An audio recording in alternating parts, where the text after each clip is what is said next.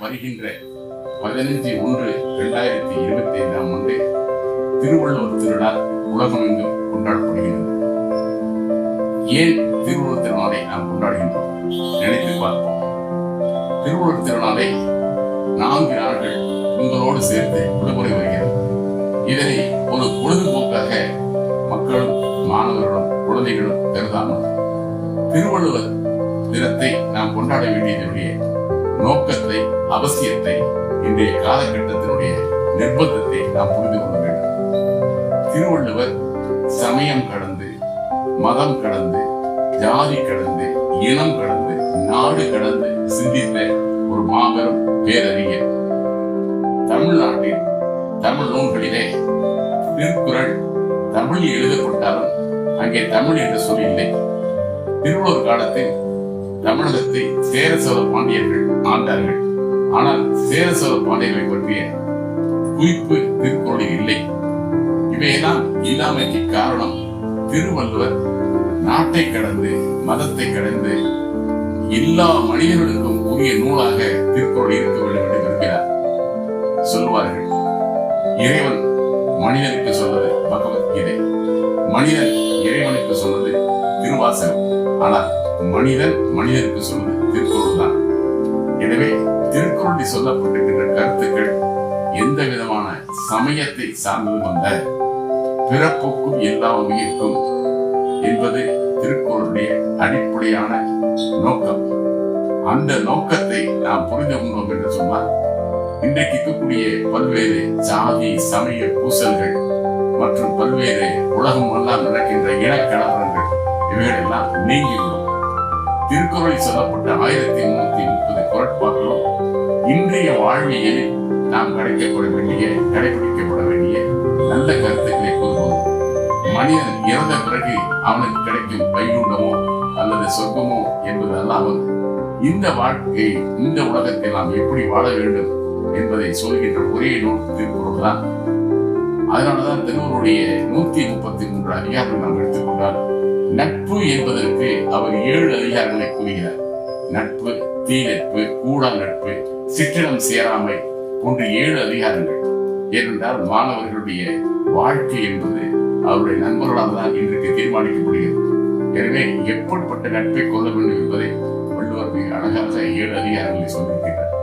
அதே போலவே நாம் செய்கின்ற வினைகள், அதாவது செயல்கள் எப்படி அமைய வேண்டும் என்பதற்கு வினை, செயல் வகை, வினை தெரிதல், தெரிந்து தெரிதல் போன்ற 6 அதிகாரங்களை வள்ளுவர் வகுத்திருக்கின்றார்.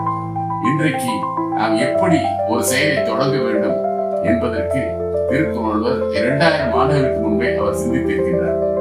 ஒரு தொழிலை இன்று நாம் துவங்க வேண்டும் என்று சொன்னால் அதற்கு ஒரு வங்கியிலே சென்று நாம் கடன் விரும்பினால் அந்த வங்கி மேலாளர் கேட்கின்ற முதல் கேள்வி, இந்த தொழில் முதலீட்டில் உங்களுடைய பங்கு என்ன என்று கேட்பார்கள்.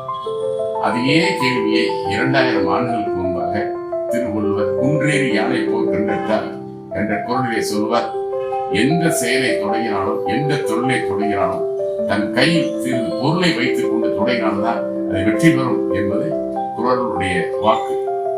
எனவே இன்றைய நடைமுறை வாழ்க்கைக்கு நமக்கு தேவையான அத்தனை செயல்களையும் திருக்குறளில் பொதிந்திருக்கிறது. நம்முடைய துன்பங்கள், துயரங்கள், பிரச்சனைகள் வந்தால் அதற்கு விடை வேண்டும் என்று சொன்னால் நாம் திருக்குறளை திருப்பி பார்க்க வேண்டும்.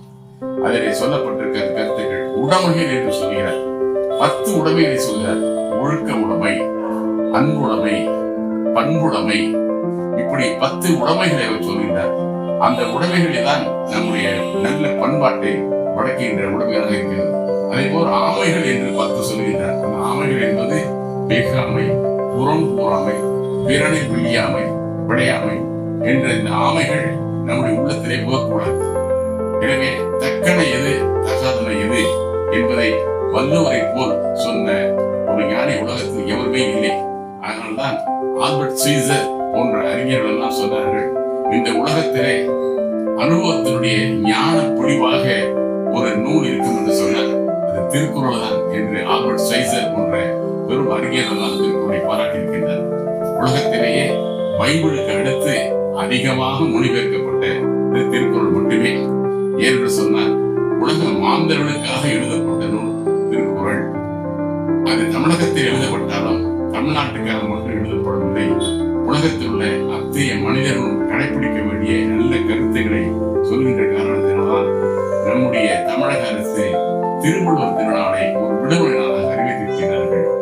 அந்த திருவள்ளுவர் பிறந்த நாள் என்பது நம்முடைய தமிழ் அறிஞர்கள் மரபரடிகளுடைய தலைமையிலே கூடி ஓரளவுக்கு அவர்கள் இந்த கிறிஸ்தவ ஆண்டான 2025 என்பதிலிருந்து 31 ஆண்டுகளை கூட்டி இப்பொழுது 2056 தான் திருவள்ளுவர் ஆண்டு என்று வைக்கப்பட்டுள்ளது. எனவே நாம் தமிழர்கள் நாம் எழுதும் பொழுது ஆங்கில ஆண்டை எழுதுவதைப் போலவே திருவள்ளுவர் ஆண்டு 2056 என்று நாம் எழுத வேண்டும். எனவே திருவள்ளுவருடைய கருத்துக்கள், திருவள்ளுவருடைய துளிகள் இன்றைக்கு பரவும் என்று சொன்னால் உலகம் அமைதி பெறும், உலகம் கலவரமற்ற ஒரு நாடாக திகழும் என்பதை நாம் மறுக்கக்கூடாது. எனவேதான் வள்ளுவம் போற்றுதும் உள்ளுதோறும் நல்லறிவு கூறுகின்ற காரணத்தினால் முப்பாலை தெல்லு தமிழை தருகின்ற காரணத்தினால் வள்ளுவம் போற்றுதும் என்று இந்த நாளை நாம் கொண்டாடுவோம். வள்ளுவர் சொன்ன அந்த கருத்துக்கள் வழியிலே நம்முடைய வாழ்க்கை பயணத்தை நாம் அமைத்துக் கொள்வோம்.